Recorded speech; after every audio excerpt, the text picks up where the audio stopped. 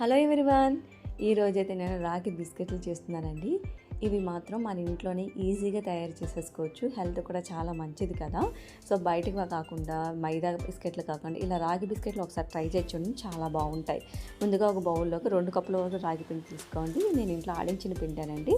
1 కప్పున్నర వరకు నేను షుగర్ అనేది తీసుకుంటున్నాను. 1/2 స్పూన్ బేకింగ్ సోడా, అలాగే 1 స్పూన్ వెనిలా ఎసెన్స్. ఇవన్నీ వేసుకొని వాటర్ అనేది ఇందులో వాడకూడదండి, ఆయిల్ మాత్రమే వాడాలి. కొంచెం ఆయిల్ వేసుకుంటూ మొత్తం కలిపేసుకోవాలి. ఆయిల్ నేను ఫ్రీడమ్ తీసుకుంటున్నానండి, అంటే సన్ఫ్లవర్ ఆయిల్ తీసుకుంటున్నాను. వాసన పల్లి ఆయిల్ అలాంటివి వాడకూడదు అనమాట. ఇలా కొంచెం ఆయిల్ వేసుకుంటూ దాన్ని చపాతీ ముద్దలా కలిపేసుకోవాలి. మరీ స్మూత్గా కాదండి, కొంచెం గట్టిగా ఉండేటట్టు కలుపుకోవాలన్నమాట.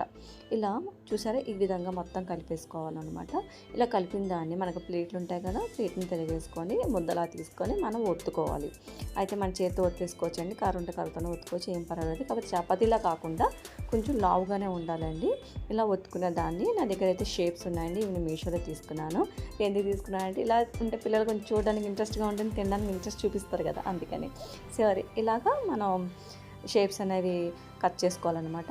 ఒక షేప్ లేకపోతే కనుక మన చేతితోనే చపాతీ ముద్దల చిన్న ముద్ద తీసుకొని చేతిలోనే ఇలా చూపించిన విధంగా రౌండ్గా చేసుకోవచ్చండి బిస్కెట్ అని. ఇలా కూడా బాగానే వస్తాయి బిస్కెట్స్.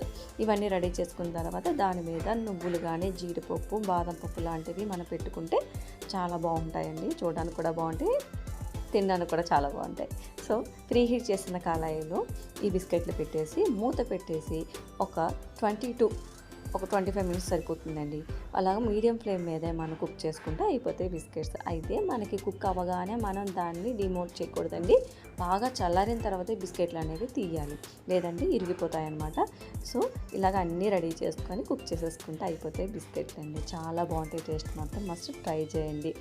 రాగివి తినని వాళ్ళు కూడా ఉంటారు కదా, పిల్లలు అంటే తింటారు కదండి, వాళ్ళకి ఇలా బిస్కెట్స్ చేసి పెట్టండి, చాలా ఇష్టంగా తింటారు, చాలా గుల్లగా కూడా వస్తాయి. అంతే. నచ్చితే సబ్స్క్రైబ్ చేయండి. Thank you.